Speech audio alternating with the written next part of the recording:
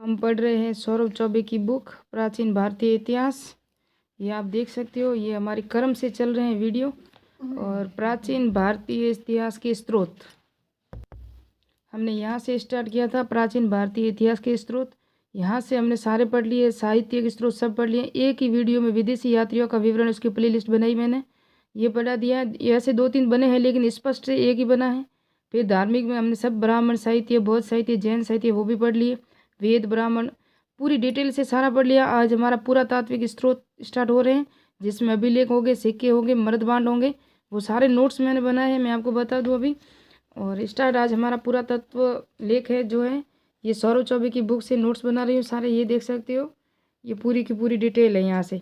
और ये देखोगे आप तो पुरातात्विक सर्वेक्षण विभाग की स्थापना कब हुई, कितने चरणों में हुई, एस.डी. सांकलिया ने क्या कहा, और कौन प्रथम अध्यक्ष थे, कौन विभाग, स्थायी विभाग कब बना, और जिन जिन स्थलों की खुदाई किस किस के नेतृत्व में हुई थी, ये सब देख सकते हो आप। तक्षशिला की, पाटलिपुत्र की, और मार्टिन व्हीलर है ना, वेरी इंपॉर्टेंट है। उसके बाद हम पढ़ेंगे अभिलेख, इनका भी नोट्स बनाऊंगी मैं आपको। और सारे नोट्स जिस तरह मैंने पूरी डिटेल से दिए है ना, नेक्स्ट वीडियो में ही फिर ताम्रलेख पढ़ेंगे पहले ही पार्ट में। ये प्रमुख ताम्रपत्र है जो मौर्य युग के, तोरमान, हुन शासकों के, गौड़ शासकों के, पाल शासकों के कौन कौन से इंपॉर्टेंट है वो भी पढ़ेंगे। ये महत्वपूर्ण अभिलेख है जिसकी पूर्ण डिटेल है, उनकी भाषा क्या है, कहाँ से मिले थे। ये अब मैं ना बोगज कोई है ना, ये सबसे प्राचीन अभिलेख है। उसके बाद अशोक के अभिलेख आएंगे। ये जो गरुड़ स्तंभ लेख पढ़ेंगे, फिर वापस जितने भी इम्पोर्टेंट जो भी जितना भी पढ़ेंगे ना पूरा डिटेल से पढ़ेंगे। पुलकेशिन द्वितीय का एल अभिलेख है ना, उसकी लिपि पढ़ेंगे, उसकी पंक्तियाँ, उसके लेखक, उसकी भाषा, और उसके अंदर जिसका भी जिस जिस राजा का वगैरह का जो भी वर्णन है, जहाँ से स्थान से मिले हैं और क्या क्या वर्णन है, वो पूरी डिटेल से पढ़ेंगे। एहल भी पढ़ेंगे, अशोक के भी पढ़ेंगे। जिस तरह हमने सब पढ़े थे ना डिटेल से, जिस तरह हमने राजश्रेणी, बौद्ध अर्थशास्त्र को कितना डिटेल से पढ़ा था, बौद्ध साहित्य को भी पढ़ा था, मिलिंद को भी पढ़ा था, बुद्ध चरित्र को भी पढ़ा था, हेमचंद्र को भी पढ़ा था, और हर एक को जितना डिटेल से पढ़ा था, इसी तरह इसको भी डिटेल बिल्कुल। संस्कृत साहित्य है ना, उनको भी कितना डिटेल से पढ़ा था हमने। और शुद्ध पिटक, भिन्न पिटक, अभिधम पिटक, कितना डिटेल से सारे वीडियो अगर नहीं देखा हो तो देख लेना। ये पूर्ण डिटेल से सारे वीडियो थे, मैंने आपको सब डिटेल से दिया है। दीर्घ निकाय, अभिधम पिटक, विनय पिटक, शुद्ध पिटक, त्रिपिटक, ये देख सकते हो आप सामने। यहाँ से मैंने आपको पूरा डिटेल से पढ़ाया। अगर मेरे पीछे वाले वीडियो नहीं देखे हो तो देख लेना। यहाँ शुद्ध पिटक, विनय पिटक, अभिधम पिटक, इनको पूरा डिटेल से एक एक पॉइंट के साथ खुद निकाय वगैरह सब देख सकते हो। अब आज हम पढ़ेंगे, तो हमने टॉपिक भी बता दिया कि कहाँ से पढ़ेंगे, वो भी सोर्स बता दिए। और इससे पहले जो भी वीडियो बनाए वो भी देख लेना। प्राचीन भारतीय इतिहास के स्रोत, जिसमें पुरातात्विक स्रोत पढ़ेंगे, अभिलेख, सिक्के, मृदबांड, मोहरे, मूर्तिकला, चित्रकला, स्थापत्य कला और स्मारक, ये सब पढ़ेंगे डिटेल से। तो पुरातत्व विभाग है ना, उसका क्या अर्थ है, आर्कियोलॉजी कहते हैं उसको, यूनानी भाषा का शब्द है। आर्कियोस तथा लोक्स, आर्कियोस यानी पुरातत्व और लोक्स यानी ज्ञान से बना है। फिर इसकी कहावत है, जहाँ से साहित्य मौन हो जाता है ना, वहाँ से पुरातत्व बोलता है। तो अभिलेखों से हमें पता चलता है कि कितने कार्बन डेटिंग विधि, यूरेनियम विधि से हमें पता चलता है, जहाँ हम पढ़ नहीं सकते विधि को या उस लिपि को। तो पुरातत्व के प्रकार कौन कौन से हैं, लंबत्व और क्षैतिजव। लंबत्व पर वो होते प्रकार जिसमें संस्कृतियों का काल मापन ज्ञात होता है। उत्थान पतन स्वरूप, इसे व्हीलर ने संस्कृति का मापन या संस्कृति का काल मापन कहा है, क्योंकि यहाँ जो है ना ये लंबवत, इसमें किसी विशेष स्थान या पर्टिकुलर स्थान की उत्पत्ति वगैरह, उत्पत्ति, उत्थान पतन, उसकी संस्कृति, खान पान वगैरह का एक विशेष स्थान से लिया जाता है। जबकि क्षैतिज जो उत्खनन होता है ना, उसमें किसी सभ्यता या संस्कृति का, जैसे सिंधु घाटी सभ्यता है, मेसोपोटामिया सभ्यता है।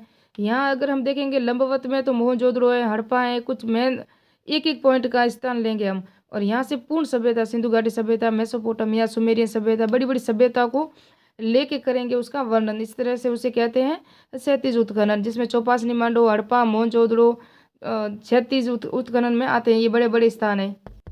ये भारतीय पुरातात्विक सर्वेक्षण विभाग, उसकी स्थापना कब हुई थी, क्या हुआ था, उसके अध्यक्ष कौन थे, स्वतंत्र निकाय कब बना, अस्थायी निकाय कब बना, भारतीय विद्वान है ना वो उसके अध्यक्ष कब बने, अंग्रेज प्रथम अध्यक्ष कौन था, वो सारी डिटेल पढ़ेंगे। तो एस.डी. सांकलिया ने 3 कालों में इसको विभाजन किया है, किसका, भारतीय पुरातत्व सर्वेक्षण विभाग का। प्रथम काल 1861 से 1902, द्वितीय काल 1902 से 1944, तृतीय काल 1944 से 1960। तो प्रथम काल 1861 से 1902 के बीच में कोई भारतीय इसका अध्यक्ष नहीं था। नहीं स्थायी अध्यक्ष ये सदस्य स्थायी विभाग ये बना था।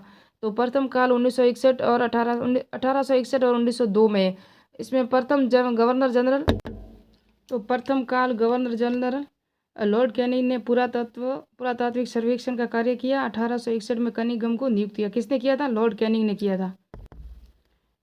और लॉर्ड लॉरेंस ने इसे वापस समाप्त कर दिया था। किसको? पुरातत्व जो विभाग बना था ना, पुरातात्विक सर्वेक्षण कार्य का विभाग, उसको वापस समाप्त कर दिया था। किसने? लॉर्ड लॉरेंस ने। फिर 1871 में भारतीय पुरातत्व सर्वेक्षण विभाग स्वतंत्र रूप से कनिंघम बनाया गया और कनिंघम को 2000 की मासिक वेतन के प्रथम महानिदेशक किसको बनाया गया? 1871 में भारतीय पुरातत्व सर्वेक्षण विभाग बना था। इससे पहले विभाग नहीं था, ऐसे ही कार्य हो रहा था। फरवरी 1971 में कार्यभार संभालते ही किसने कनिंघम ने कार्यभार संभाला ना, तो दिल्ली व आगरा का सर्वेक्षण किया और 1876 में तक्षशिला से सिकंदर से पहले के सिक्कों की प्राप्ति की थी इन्होंने। तो जब ये महानिदेशक नियुक्त हुए ना कनिंघम, तो सर्वप्रथम ये बाहर आके दिल्ली और आगरा का उत्खनन और सर्वेक्षण किया था इन्होंने। फिर तक्षशिला से कुछ उन्होंने सिक्के भी प्राप्त किए थे जब ये महानिदेशक थे और पूरा भारतीय पुरातत्व सर्वेक्षण के प्रथम महानिदेशक अध्यक्ष भी थे। फिर 1886 में जेम्स बर्जेस वास्तुकलाविद थे ना, वो महानिदेशक बने थे। कौन बने थे? James Burgess. 1886 में उन्होंने मथुरा का कंकाली टीले को उत्खनन किया था। मथुरा के कंकाली टीले का उत्खनन किसने किया था? जेम्स बर्जेस ने किया था। फिर द्वितीय काल है ना, द्वितीय काल मार्शल काल कहलाता। 1902 से 1904 लॉर्ड कर्जन गवर्नर जनरल था द्वितीय काल में। 1902 में इन्होंने ही मार्शल 25 वर्षीय मार्शल को पुरातत्व विभाग का अध्यक्ष बनाया था उन्होंने 1902 में। 1904 में कर्जन ने प्राचीन स्मारक परीक्षण अधिनियम पारित किया था कि 1904 में कर्जन है ना, उसने स्मारक परीक्षण अधिनियम पारित किया था। जबकि ये 25 वर्ष के थे। कौन थे? मार्शल। और ये कनिंघम थे ना, ये 47 साल की उम्र थे जब इनको महानिदेशक बनाया गया था। और कलकत्ता में विक्टोरिया मेमोरियल भी किसने बनाया था? कर्जन ने बनाया था। 28 अप्रैल 1906 में भारतीय पुरातत्व विभाग को एक स्थायी विभाग बनाया। तो स्थायी विभाग कब बना? 28 अप्रैल 1906 को स्थायी विभाग बनाया तथा वार्षिक रिपोर्ट भी प्रकाशन की भी। इस साल में इतना उत्खनन कार्य किया है, ये सर्वेक्षण कार्य किया है, ये भी रिपोर्ट जारी की थी प्रथम बार 1906 में जब स्थायी विभाग बना था। और मार्शल ने तक्षशिला, सांची, सारनाथ की उत्खनन और स्पूनर था ना, स्पूनर ने पाटलिपुत्र व नालंदा विश्वविद्यालय का उत्खनन किया था। तो मार्शल ने तक्षशिला, सांची और सारनाथ, स्पूनर ने पाटलिपुत्र, नालंदा विश्वविद्यालय का उत्खनन किया था।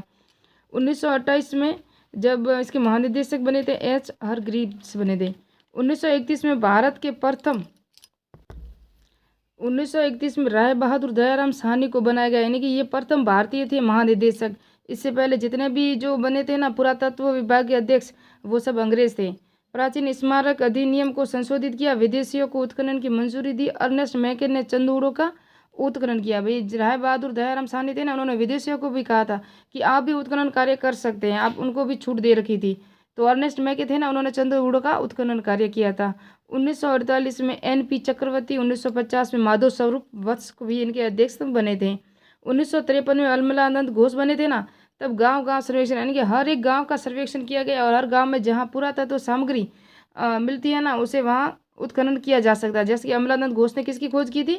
कालीबंगा की थी। यूरेनियम डेटिंग विधि के जनक थे क्यूरी, इनको भी नोबेल पुरस्कार मिला था प्रथम। कार्बन डेटिंग के जनक थे, नोबेल पुरस्कार विजेता ये भी थे विल्बर्ट लिटी थे ना, उन्होंने कार्बन डेटिंग विधि की खोज की थी। और ये थे यूरेनियम डेटिंग विधि के जनक थे क्यूरी। SR राव भारत के जलीय पुरातत्व अग्रणी के विभाग के थे अध्यक्ष। और महापाषाणकालीन समाधियों का उत्खनन कार्य मीडोज टेलर ने किया था। किसने किया था? मीडोज टेलर ने। अभिलेख, इसके अभिलेख की पूरी थोड़ी सी जानकारी ले लेते हैं पूर्ण विवरण से पहले। इसके अध्ययन को एपिग्राफी कहते हैं, जिसे पूरा लेख शास्त्र कहते हैं। एपिग्राफी अभिलेख का जो करते हैं अध्ययन वो कहते हैं, जबकि आर्कियोलॉजी किसको कहते हैं? पुरातत्व विभाग को आर्कियोलॉजी कहते हैं। प्राचीन लिपियों का अध्ययन पैलियोग्राफी को कहते हैं। प्राचीन तिथियों का अध्ययन को पैलियोग्राफी कहते हैं ना।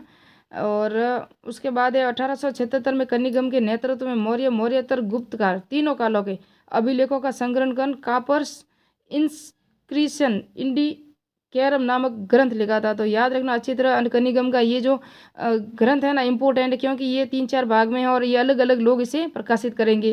कॉपर्स इंस्क्रिप्शन इंडिकी कैरम नामक ग्रंथ लिखा। इस ग्रंथ का प्रथम जिल्द में केवल मौर्य वंश यानी अशोक और दशरथ के अभिलेखों का ही सम्मिलित किया गया। ये प्रथम जिल्द में केवल मौर्य वंश है। इसका तीसरा चरण है ना, तीसरा भाग 1888 में फ्लिट ने कॉपर्स इंस्क्रिप्शन इंडिकेरन का तीसरा भाग प्रकाशित किया था। किसने किया था? फ्लिट ने किया था प्रकाशित इसका। और इससे संपूर्ण गुप्त वंश के शासकों के अभिलेखों को ज्ञात होता। पहले मौर्य वंश के था, दूसरा था इसका गुप्त शासकों का था। इस ग्रंथ पहले जिल्द में किसका है? मौर्य वंश का। दूसरे जिल्द में तीसरे भाग में किसका है? गुप्त वंश के। कॉपर्स का नया संस्करण हलर्ट ने द्वारा प्रकाशित किया गया। राजबली पांडे ने इसका हिंदी अनुवाद किया था। इसका जो है ना 1925 में हल्टज ने इसका प्रकाशित किया नया कॉपर्स का, और राजबली पांडे ने, और एक थे रजनीकांत शर्मा, इन दोनों ने इसका हिंदी में अनुवाद किया था। किसका? ये जो कनिगम की बुक थी कॉपर्स इंस्क्रिप्शन इंडिकेरम, इसका है ना। उसके बाद भारत में सबसे प्राचीन अभिलेख हड़प्पाकालीन है। इसे अभी तक पढ़ा नहीं जा सका। जिसे पढ़ा जा सका वो प्राचीनतम है जो अशोक के हैं। 1837 में जेम्स प्रिसेम ने पढ़ा था। खुदवाने की परंपरा अशोक से मानी जाती है, लेकिन अपवाद स्वरूप बस्ती का प्रिया कलश या पिपरवा, बस्ती है ना यूपी में, वहाँ का प्रिया कलश या पिपरवा जो है ना अभिलेख, और धातु मंजूषा अभिलेख एवं अजमेर से प्राप्त किया था बिड़ली अभिलेख, ये अशोक के पूर्व से थे। तो अशोक से पूर्व के 3 अभिलेख अभी मैंने बता दिया। पिपरवा जो बस्ती का था, अजमेर का बड़ली, और धातु मंजूषा अभिलेख, ये 3 थे ना। ये किससे पहले हैं? अशोक से पहले अभिलेख हैं। उत्तर भारत का प्राचीनतम भूमिदान ताम्रलेख कलचुरी से शासक इसरदत्त का है। तो प्रमुख ताम्रलेख पढ़ेंगे नेक्स्ट पार्ट में, जिसमें मौर्य सैगोरा के कौन कौन से थे, ऊन के थे, तोरमानों के थे। ये थी प्रशस्तियाँ पढ़ेंगे। खारवेल की हाथी गुफा लेख है ना, वो प्रथम शताब्दी की प्राकृतिक भाषा में और सबसे प्राचीन प्रशस्ति है। किसकी है? हाथी गुफा लेख है, ये खारवेल, राजा खारवेल था ना उसकी है। तो मिलते हैं।